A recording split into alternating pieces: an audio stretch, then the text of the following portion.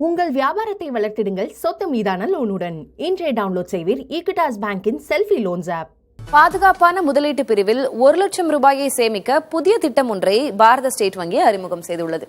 இந்த திட்டம் குறித்து விளக்குகிறார் வணிக பிரிவு செய்தியாளர் கௌசல்யா. பணம்னா யாருக்கு தான் பிடிக்காது? எல்லாருக்குமே பணம் அப்படின்னு சொன்னாலே ஒரு சந்தோஷமான விஷயம்தான்.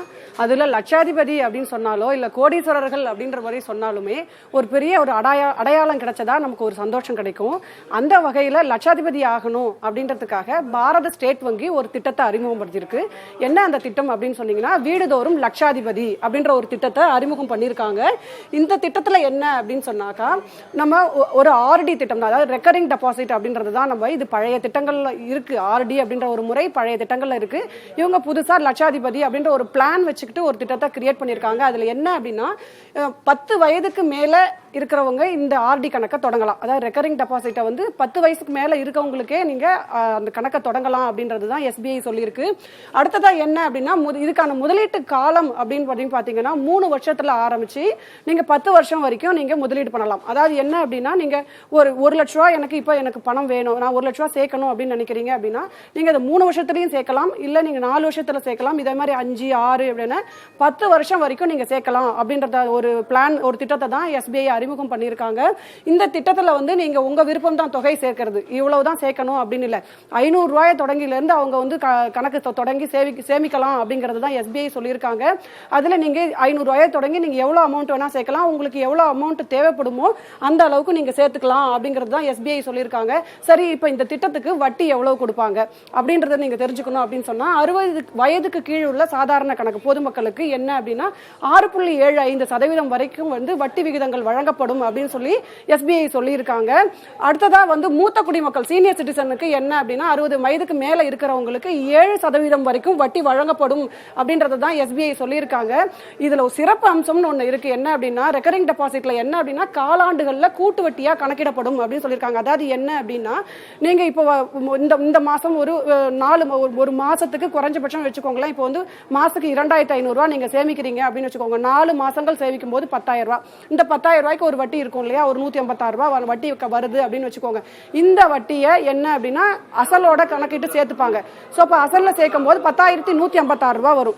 இந்த 10,156 ரூபாய்க்கு அடுத்த காலாண்டுக்கு வட்டி வரும். சோ இது போல காலாண்டுல வழங்குற வட்டியை அசலோட சேர்த்து கணக்கிட்டு உங்களை முதிரும் போது உங்களுக்கு கூடுதல் வட்டி தருவாங்க. இது பேரு தான் காம்பவுண்ட் இன்ட்ரெஸ்ட் பேரு. இதுக்கு என்ன அப்படின்னா, முன்னாடியே இப்ப நம்ம ஒரு 3 வருஷம் பிக்ஸ் பண்ணி நான் ஒரு ஆர்டி போட்டிருக்கேன் அப்படின்னு வச்சுக்கோங்க. இந்த 3 வருஷத்துக்குள்ள எனக்கு முன்னாடியே பணம் தேவைப்படுது அப்படி விருப்பம் எடுக்கணும் அப்படின்ற ஒரு அவசர தேவை இருக்கு அப்படின்னு நினைக்கிறவங்களுக்கு ஒரு குட்டி அமௌண்ட், அதாவது என்னன்னா ஒரு சின்ன சதவீதங்கள் 0.5% 1% வரைக்கும் அபராதம் விதிக்கப்படும் அப்படின்றதையும் எஸ்பிஐ சொல்லியிருக்காங்க. சரிங்க, எப்படி 1 லட்ச ரூபா கிடைக்கும், நான் இப்ப எவ்வளவு அளவுக்கு இன்வெஸ்ட் பண்ணா எனக்கு எவ்வளவு 1 லட்ச ரூபா கிடைக்கும் அப்படின்னு ஒரு காலம் தெரிஞ்சுக்கணும் அப்படின்னு முடிவு பண்ணிட்டீங்க அப்படின்னா, இப்ப பாருங்க 3 ஆண்டுகள் அப்படின்னு வச்சுக்கோங்க. இந்த 3 ஆண்டுகளுக்கு நான் ஆர்டி போட போறேன் அப்படின்றத ஒரு பிக்ஸ் பண்ணிக்கிறேன்னு வச்சுக்கோங்க. அப்ப என்னன்னா மாசம் நீங்க 2,500 ரூபாய் முதலீடு பண்ணணும். மாசம் அந்த ஆர்டி அக்கௌண்ட்ல 2,500 ரூபாய் போட்டுட்டு வரணும் 3 வருஷத்துக்கு. அதாவது என்னன்னா 36 மாதங்களுக்கு நீங்க எவ்வளவு போட்டிருப்பீங்க அப்படின்னா 36 மாதங்கள்ல 90,000 ரூபாய் கட்டியிருப்பீங்க. இந்த 90,000 ரூபாய்க்கு உங்களுக்கு வட்டி, கூட்டு வட்டி எவ்வளவு வருது அப்படின்னு சொன்னீங்க அப்படின்னா 10,000 ரூபாய் சேர்த்து 1 லட்ச ரூபாய் உங்களுக்கு கிடைக்கும். இதே போலதான் 4 ஆண்டுகள் சொல்லியிருக்காங்க. அடுத்து பாத்தீங்கன்னா 5 ஆண்டுகள் சொல்லியிருக்காங்க. 5 ஆண்டுகள்ல ஒரு எக்ஸாம்பிள் எடுத்துக்கலாம். 1,407 ரூபாய் அப்படின்றத சொல்லியிருக்காங்க. இந்த 1,407ன்றது ஒரு 60 மாசம் சேவிக்கிறீங்கன்னு வச்சுக்கோங்க.